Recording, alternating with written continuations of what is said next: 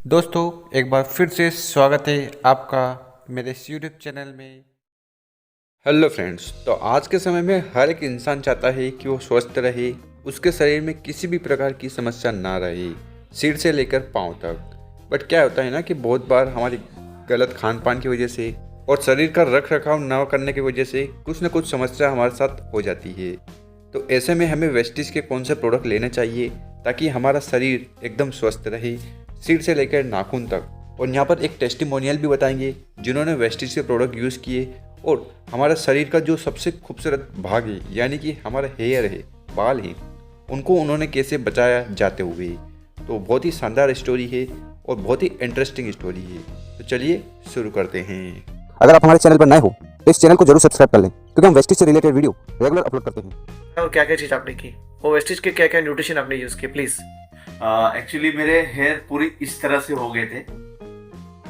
Oh my God, मतलब more than 50 80 90%। Yes, मैं था फोर ग्रेड में था।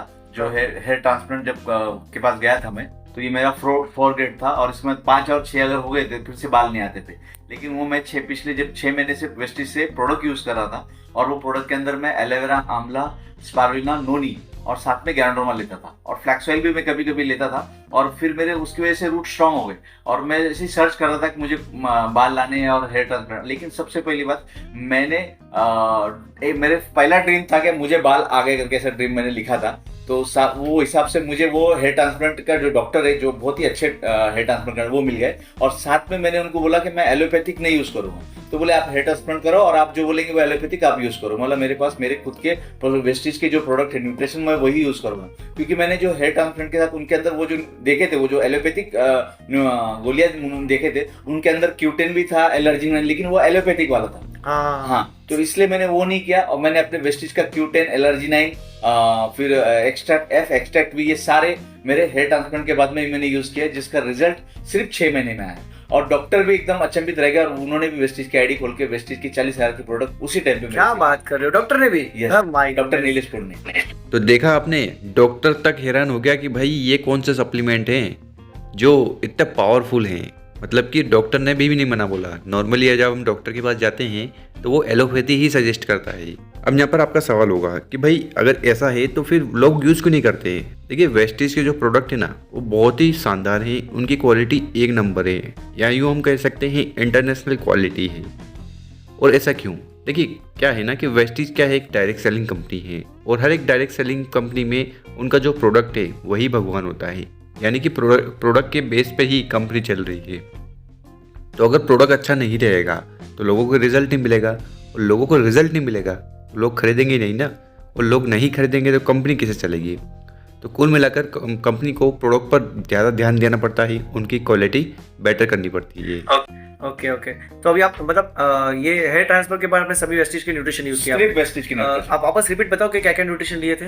मैंने एलोवेरा, आंवला, स्पारुलिना, गैनोडर्मा, फ्लैक्स ऑयल, और अभी लास्ट 2 महीने से अपने जो न्यू प्रोडक्ट आया है हेयर नील एंड स्किन का जो कैप्सूल है, वो भी शुरू करा। Is amazing product. यस, और मैं बीच बीच में एलर्जी नहीं भी लेता हूँ, एक दिन 2 महीने में एक बार या 3 महीने में एक बार, 2-4 दिन ऐसे में एलर्जी ने भी लेता हूँ। प्लस कभी कभी मैं क्यूटेन भी लेता हूँ। मतलब वेस्टिज के सारे न्यूट्रिशन से मेरा रिजल्ट ये जगह है। और आप हेयर ऑयल भी नाइट में यूज करने बोला है? हाँ, हेयर ऑयल भी मैं रात में यूज करता हूँ। उसके अंदर मैं एलोवेरा की 10 कैप्सूल, आंवला की 10 कैप्सूल और स्पारुलिना के 5 कैप्सूल ये डाल के उसमें रोज रात में लगाता हूँ।